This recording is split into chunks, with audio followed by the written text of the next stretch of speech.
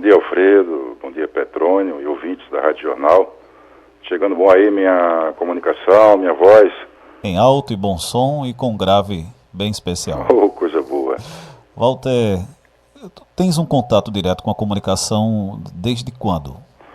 Alfredo, a minha participação na comunicação, assim como todos nós aqui nessa cidade querida de Limoeiro e também nosso estado de Pernambuco, se dá a partir do que a gente é ou rádio ouvinte ou a gente é telespectador televisivo, né? Nós, desde criança, temos esse contato direto com a comunicação. Isso vai fazendo parte do nosso universo, né? Entendo. E aí que depois de que a gente passa a ter um posicionamento de escolhas na vida, algumas pessoas escolhem seguir a carreira da comunicação, como é o seu caso, do nosso companheiro Petrônio, tanta gente, o meu também, né? Então eu ingressei no rádio a partir do programa Atualidades Católicas, aí na Rádio Jornal, fazendo participação. Lembra o ano, Walter? Oi? Lembras o ano? Alfredo, acho que 80... Década de 80. 87 mais ou menos, 86, né? E aí eu consolido a minha opção profissional quando eu ingresso na Universidade Federal, eu participo da primeira turma de rádio e TV da Universidade Federal de Pernambuco, e em 89 eu ingresso para fazer, através do vestibular, para fazer a época, né, de universidade, e aí concluo em 96. Eu faço a pergunta, Walter, durante todo esse teu tempo, né, desde o primeiro contato com o microfone, passando pelo período da universidade, você já havia vivido algum período como esse que estamos Olha, vivendo? Alfredo, a gente tá todo mundo surpreso, né? Inclusive, eu aqui pensando no que iria estar batendo bola com vocês aí nessa conversa, lembrando de dizer que está todo mundo surpreso, toda a área, né, que você possa imaginar de atuação hoje na população, na sociedade, está enfrentando uma coisa nova, né? Isso. E aí a gente está sendo obrigado a ter que se adaptar, né? Felizmente, nós estamos vendo as boas coisas, elas perdurarem ante essa pandemia, esse impacto decisivo, né, que foi a gente fazer o isolamento social, né? Porque além do vírus tão mortal e tão perigoso, é o isolamento social. Esse isolamento social, ele botou à prova tudo que a humanidade tem hoje de infraestrutura em todas as áreas. Não há nada que tenha ficado de fora de prova dessa situação, né? E vai somente se estabelecer aquilo realmente que parece ser, de fato, pelo menos a gente esperava que isso ocorresse, né? Aquilo que realmente é útil e importante para a condição da boa vida, da dignidade humana e do bem-estar, né? Então, uma coisa nova aí para todos nós. Entendo.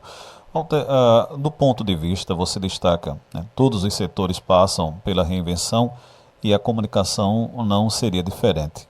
E é considerado, inclusive, serviço essencial e não parou.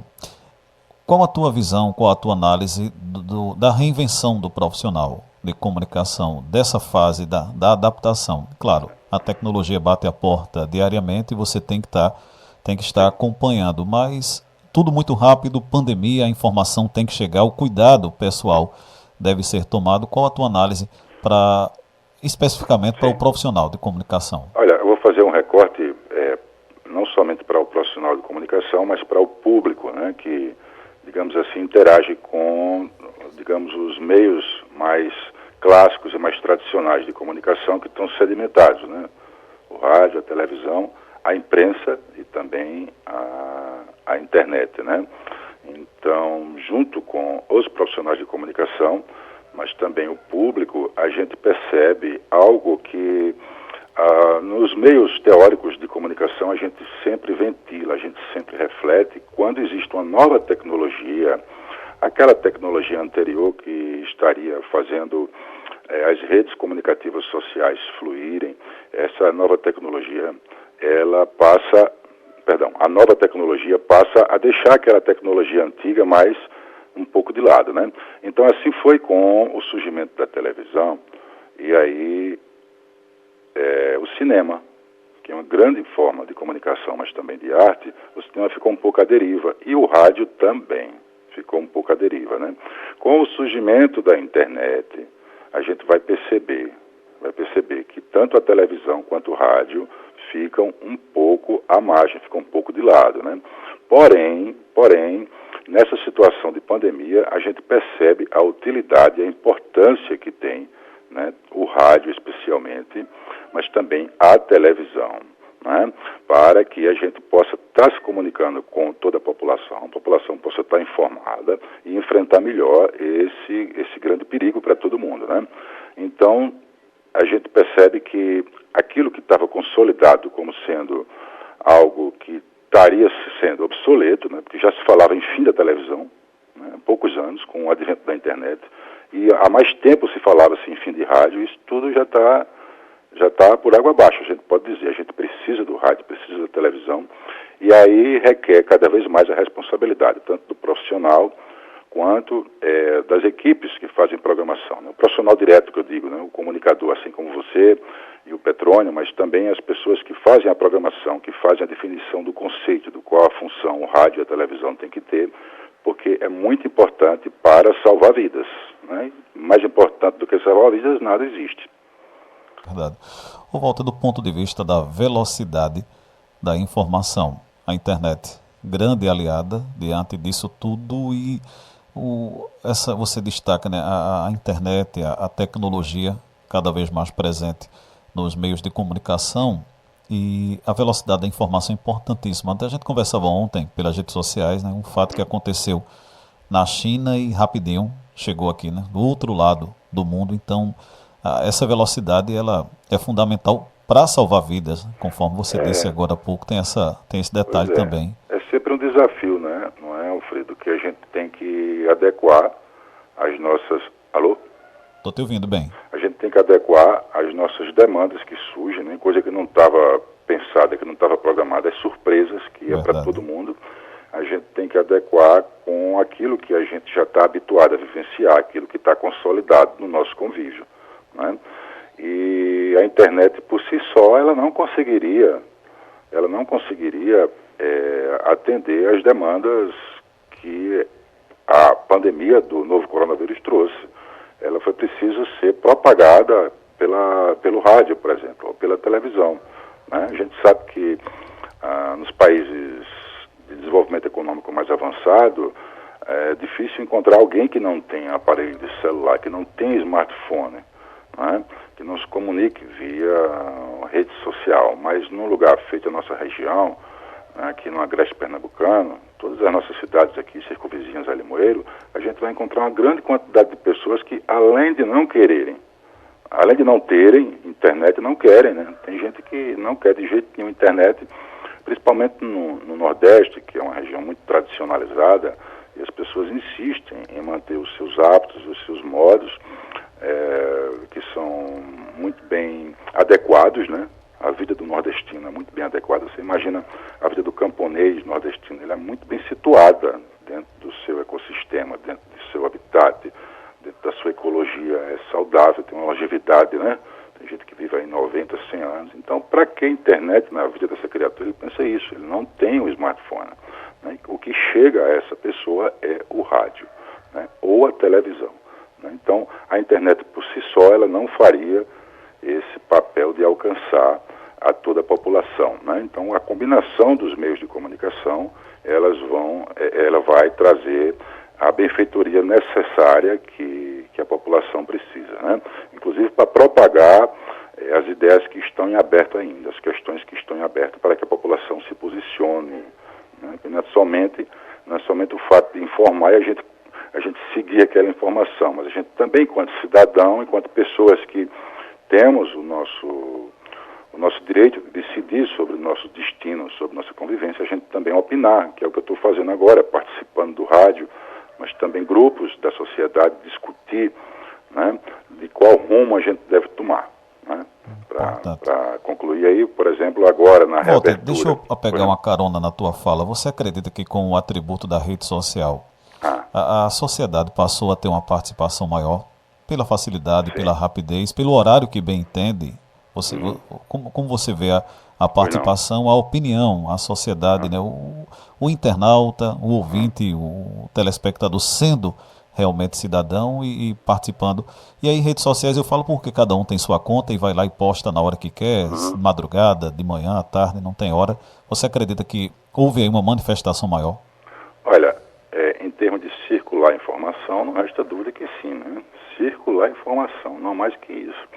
Mas existem outros modos que são de participação social que ainda há uma precisão da sociedade de participar mais, né? Por exemplo, discuto quais são as verbas públicas destinadas, digamos, aos blogs de João Alfredo, de Passira, de Limoeiro, de Feira Nova, que são abnegados comunicadores, né?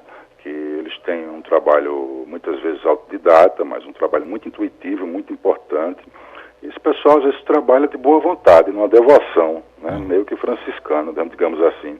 E eles não têm... Ou tem outra atividade para garantir o sustento e a comunicação é um voluntariado. Pois é, o que é que a internet mudou, o que é que a rede social, né, respondendo a sua pergunta diretamente, o que é que a rede social mudou de um modo geral na vida dessas pessoas que são muito importantes dentro da nossa sociedade, que fazem uma notícia direta, né? Às vezes o repórter, seja ele qual for, ele não consegue chegar em 10 bairros de uma cidade, né? Mas tem um blogueiro, uma blogueira lá, que é uma pessoa que tem um talento enorme, né, o chamado amador, autodidata, né, que consegue fazer uma pré-matéria, digamos assim. Essa pessoa não tem verba dentro do blog, tá certo? E presta um serviço à comunidade. Então, essa participação direta, digamos assim, de verbas, tanto públicas quanto privadas, ela não mudou muito, né?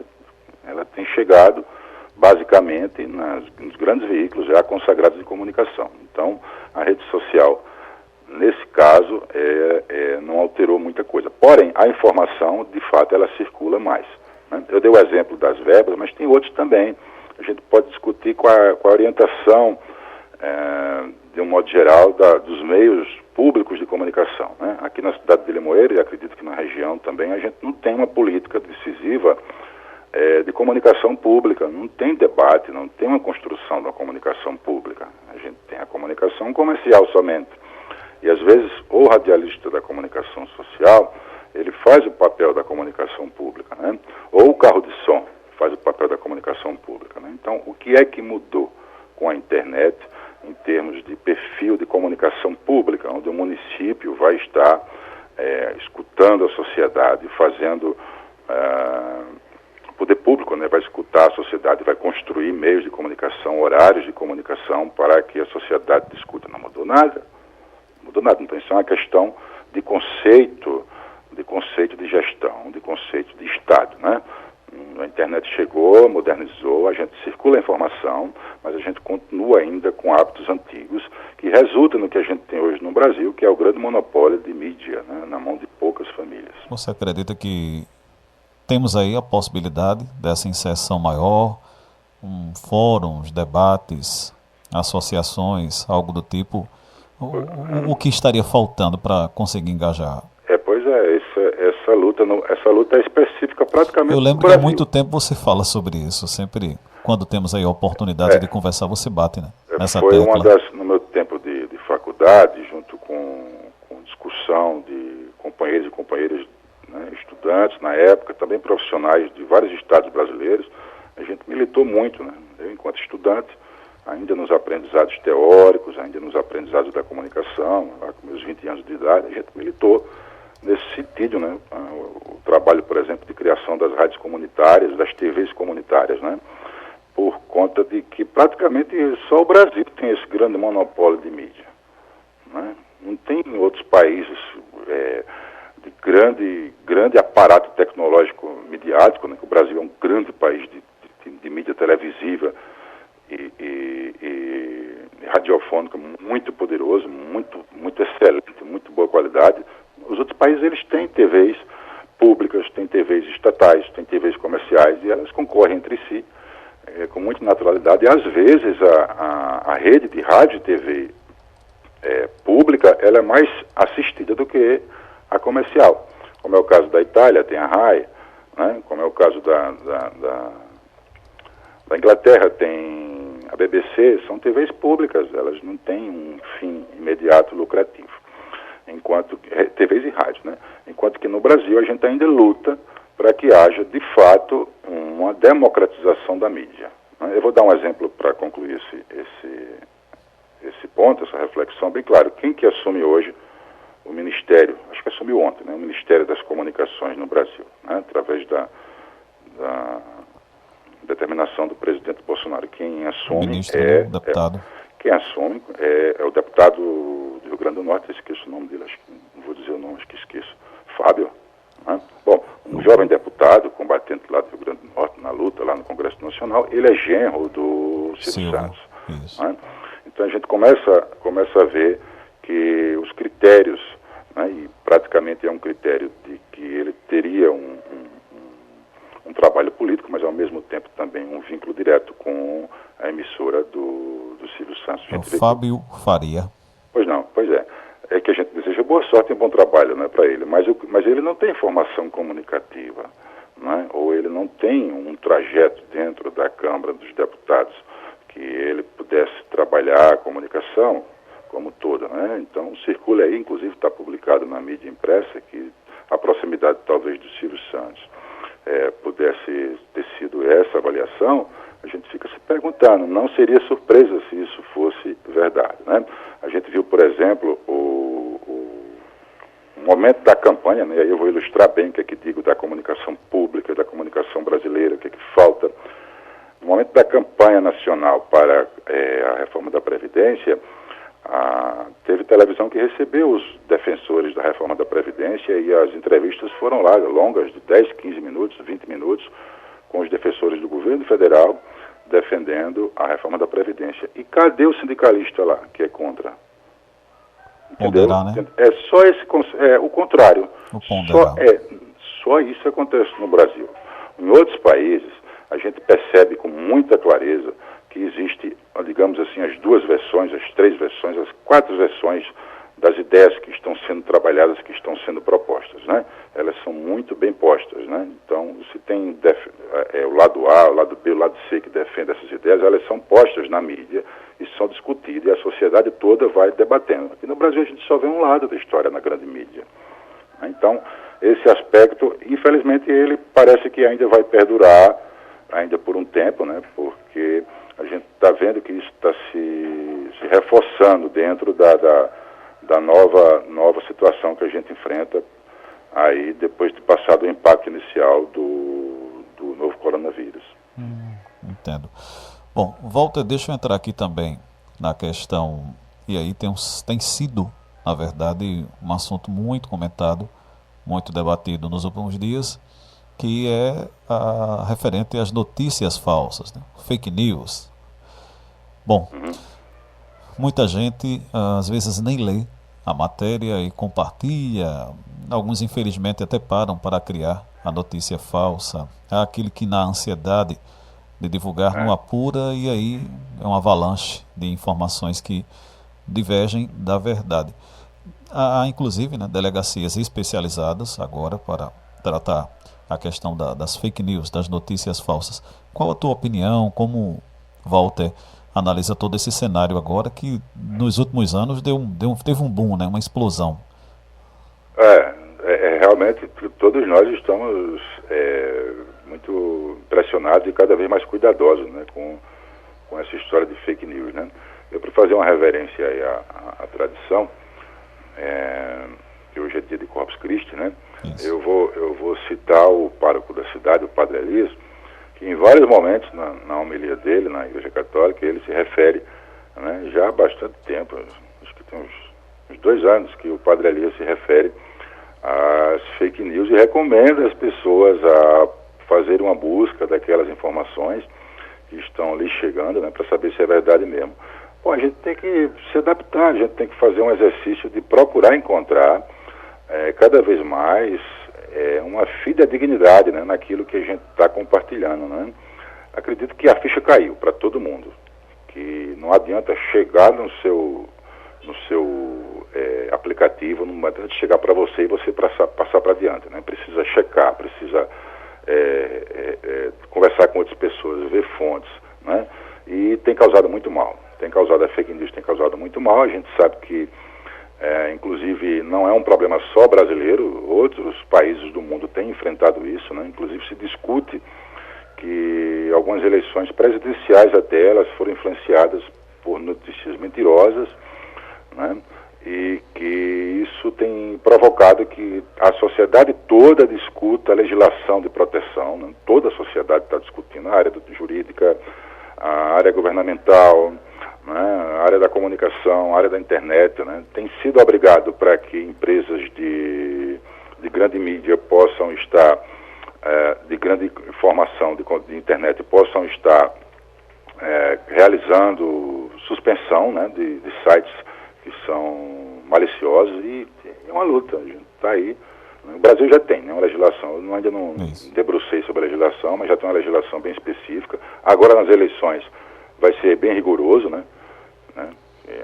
Já não é mais aquele cenário. Estão tentando até se antecipar. Eu estava lendo um artigo, há um trabalho de tentar se antecipar para que a demanda durante o processo eleitoral, né, durante a campanha em si, não seja tão grande, e aí eles colocam o próprio eleitor, o próprio cidadão como maior fiscal, abrindo campo para denúncias e repassar informações. Pois é, a gente tem que usar o conceito de razoabilidade, entender que nas coisas novas que a gente não estava tão preparado, a gente fica um pouco meio perdido, né? Você vê a própria presidente do TSE, a Carmen Lúcia, né, quando houve as denúncias de fake news na campanha eleitoral presidencial recente, derradeira, ela foi a público dizendo que não tem o que fazer e que se alguém tiver alguma solução para fake news, que apresente, né? Hoje já está diferente o cenário, né? Hoje já tem legislação que coíbe, inclusive com detenção, quem faz exacerbadamente a propagação de fake news. Então é tudo muito novo, é muito difícil de que a gente possa concluir de imediato qual o melhor termo que a gente deve se posicionar quanto a todos esses desafios. A gente vai conversando, refletindo, discutindo e vai aperfeiçoando tudo isso, né? Exato. Bom, então, na tua opinião, rádio, TV, sólidos, e aí a internet será mais um instrumento dentro do trabalho? Isso, na internet ela pode ter a supremacia de meio de comunicação, né? Ela pode ter, quando eu digo supremacia, que ela seria mais usada, ela seria a mais importante, né? Em questão de número de pessoas que acessam, como é o caso, né? Mas ela tem as fragilidades dela, né? O rádio é tão econômico e tão fácil de usar que a gente, nos recursos mais difíceis que tem de infraestrutura, pode faltar eletricidade, um radinho de pilha resolve, né? Não preciso gastar 1.000 conto de um smartphone, eu compro um rádiozinho barato e estou bem informado, né? Então, não tem como, é um conjunto de situações que estão conexas, né? Quem é que pode comprar um celular bom de R$ 1.000, R$ 2.000, né? Eu mesmo não posso, né? Imagina uma pessoa que tem um esforço grande para suas contas estarem simplesmente pagas no final do mês com um salário mínimo, ela muitas vezes não vai poder, e ela compra um rádio e vai estar com alguma informação. Mas me permita, Alfredo, dizer que as comunicações de mídia, essa que a gente está se referindo, elas estão sempre em mutação, estão sempre em aperfeiçoamento, né? Às vezes aperfeiçoa para melhor, às vezes para pior, e a gente está no esforço para que cada vez mais seja uma mudança que adeque às demandas nossas e que possa melhorar a nossa qualidade de vida, né? É decisiva, né? Mas que a comunicação de mídia não é a única forma de comunicação coletiva, digamos assim, que há para que a gente possa enfrentar os grandes desafios, como é o caso desse coronavírus. Importante. Walter, te agradecer a participação, né? Um papo tão agradável, o tempo vai passando e a gente nem percebe, mas e aqui ficamos até no compromisso de gerar outras oportunidades desta natureza, trazer outros colegas da área, quando a gente puder fazer algo presencial, até montar um debate, uma sexta-feira com horário maior, com pensamentos diferentes, para que deste debate, quem sabe, nasce até não vou dizer nasce, podemos aí dar o primeiro passo, por exemplo, em Limoeiro, falando de uma forma mais pontual para a cidade, a formação de um grupo, né, de estudo. Eu lembro que você sempre falava, Alfredo, é interessante, né, fóruns, oficinas, é muito legal. A gente tem que ter periodicamente aqui estudos teóricos, né, que isso vai melhorar tudo, a todos nós, né, enquanto profissionais de comunicação, de todas as áreas, desde o que bota a moto de som na rua até o profissional de rádio, assim como também a população vai ser beneficiada. A gente precisa criar, sim, um grupo teórico para refletir tudo isso, porque é muito, muito difícil tudo isso. A gente junto consegue pensar melhor. Eu agradeço a oportunidade e me esforcei para refletir um pouco nesse assunto tão amplo aí, tão diverso aí. Ok. Abraço, Walter.